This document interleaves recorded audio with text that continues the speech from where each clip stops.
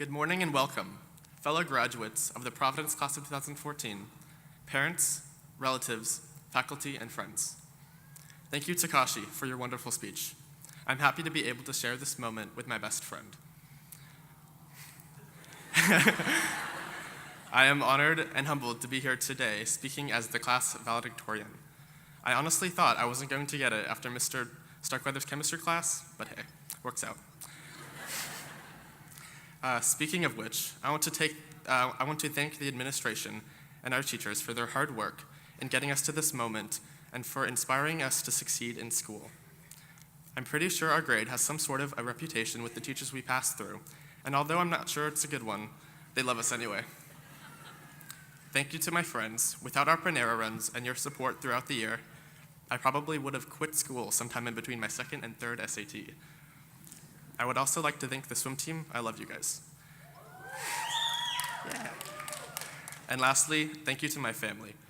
My mom and dad for loving me, the middle child, Caroline for leaving a valedictorian legacy, and Natalie for the especially close relationship we had this year. For this speech, I want to talk about the future. But first, I think it's important to recognize the past.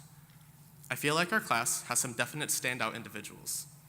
For one, we have the queen of cheesy jokes, Molly McNulty. There's the future Mr. Gardenhire, Kevin Boyle.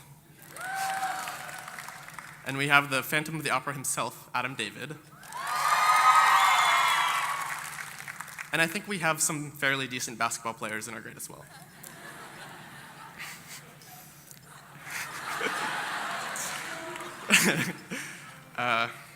Every one of us here has unique individual stories that have shaped our attitudes towards life over the past 4 years. Some say that in our grades, our differences divide us, but I find that our differences are a testament to the diversity of interests possessed by our class. We're kind of awesome in that way. But something we all share is our experience here at the Providence School of Jacksonville. As for the life after Providence, the ominous future, I know for one that I'm both terrified and excited. I imagine living life fully outside the Prov bubble to be highlighted by not knowing the face and name of everyone in the class, being exposed to perspectives different than our own, and going to Chick-fil-A's beyond the ones on Beach and Atlantic. While it can be exciting, the future can also be an uncomfortable change, at best uncertain. For example, what are we all going to do with our Windows 8 tablets now? In all seriousness, one of the reasons people look forward to the college experience is because it is usually the first dose of independence we feel. It is a time we expect to find ourselves, to figure out whether to become a lawyer, a doctor, an artist, whatever it is you want. Despite what we may think, we've actually had it pretty good here at Providence. Sure, we've gotten our cell phones taken away at lunch and have had to change our jeans on dress down days for being the wrong shade of blue.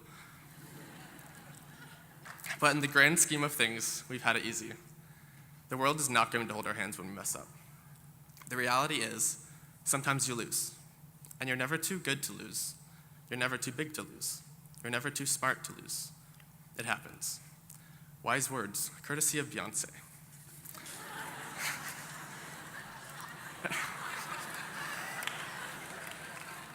Whatever your dreams and aspirations are as of this moment, they are likely to change. It's kind of just a fact of life. Either we exceed our expectations and go on to set higher goals, or we fail and have to compromise. What we think we want now may change as we grow, but we should embrace those changes. In the midst of change, no matter how difficult or overwhelming it may seem, it's important to draw motivation and optimism from oneself. A favorite philosopher of mine, Albus Dumbledore, once said, "Happiness can be found even in the darkest of times when one only remembers to turn on the light." It's naive to think that we're not going to face hardships in our lives, but what matters is being able to overcome them.